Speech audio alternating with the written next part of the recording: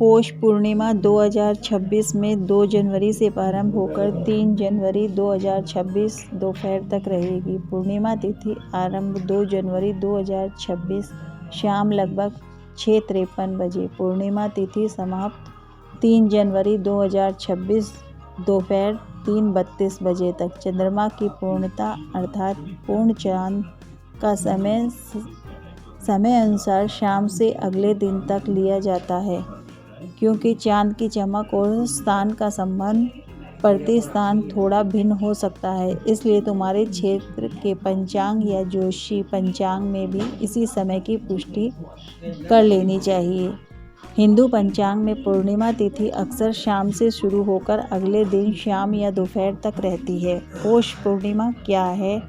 धार्मिक एवं सांस्कृतिक महत्व।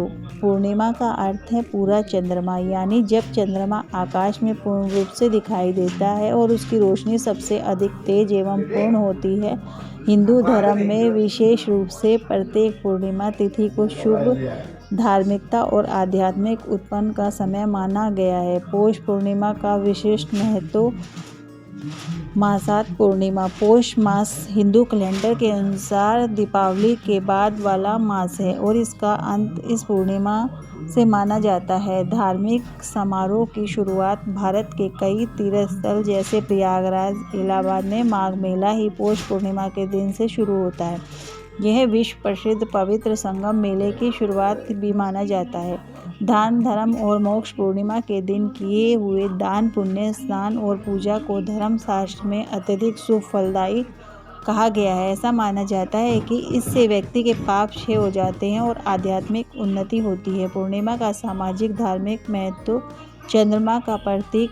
पूर्णिमा चंद्रमा आध्यात्मिक रूप से शुद्धता, शांति, मन की स्थिरता और मानसिक संतुलन का प्रतीक माना जाता है। चंद्रमा का प्रकाश अज्ञानता को दूर कर मन पर सकारात्मक ऊर्जा फैलाता है। धार्मिक अनुष्ठान और व्रत। पूर्णिमा के दिन लोग निम्न अनुष्ठानों का पालन करते हैं।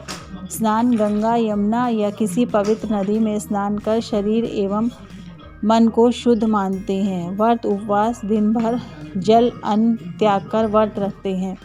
दान, पुण्य। गरीबों, ब्राह्मणों, गुरुवर एवं जरूरतमंदों को भोजन, कपड़े, वस्तुएं दान करना। पूजा विधि। पौष पूर्णिमा। स्नान एवं शुद्धिकरण। सुबह जल्दी उठकर गंगा प्रति नदी में स्नान करना। यदि नदी संभव नहीं हो तो घर में शुद्ध जल में स्नान कर शरीर को और मन को संमित कर।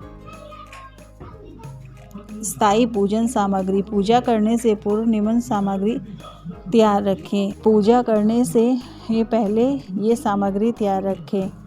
कंबल, सफ़ेद वस्त्र, दीपक, अगरबत्ती, पंचोपचार सामग्री, कपूर, चावल, रोली, नैवेद्य, मक्खन के दीप, न्योला। पूजा विधि। दीर्घ श्वास लेकर विजय मंत्र के साथ पूजा प्रारंभ। गणेश पूजन।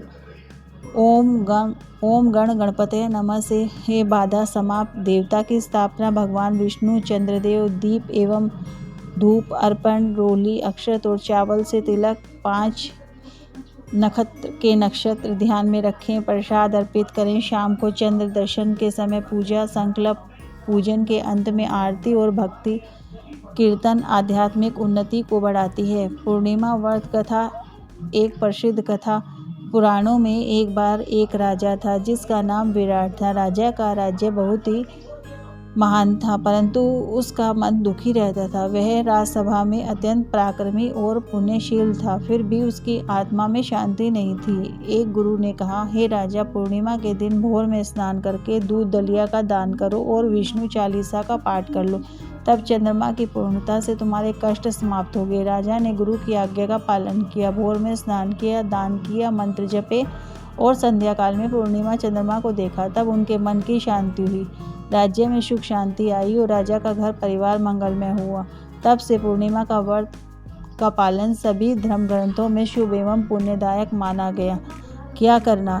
पूजन में शुभ क्रियाएं, दान पुण्य करना, विशेष रूप से सफ़ेद वस्त्र, भोजन, भक्ति गीत, सुगम मंत्र जप जैसे विष्णु सहस्रनाम, चंद्र मंत्र, रात्रि में पूर्ण चंद्रमा का दर्शन, संतों की सेवा, मुखर भोजन देना, क्या नहीं करें। पूर्णिमा के दिन वर्जन, मतदान, झगड़ा, क्रोध, युद्ध, शस्त्र प्रयोग, अमानवीय कार्य, हिंसा, पहाड़ी अभ्यास। पूजा के लाभ, मानसिक शांति और स्थिरता, पापों का नाश, धन संबंधी प्राप्ति, भविष्य के कष्टों में कमी, आध्यात्मिक उन्नति। पूर्णिमा से जुड़े एवं त्यौहार। पौष पूर्णिमा के बाद माघ पूर्णिमा 1 फरवरी 2026, फाल्गुन पूर्णिमा 3 मार्च 2026। हर पूर्णिमा के दिन अलग अलग व्रत एवं नियम होते हैं। यह तिथि आध्यात्मिक रूप से अत्यंत शुभ है और कई धार्मिक परंपराओं से जुड़ी हुई है। 2 जनवरी की संध्या से प्रारंभ होकर 3 जनवरी को समाप्त होती है। पूजा, दान, स्नान, मंत्र जप, व्रत तथा चंद्र दर्शन को विशेष महत्व दिया जाता है।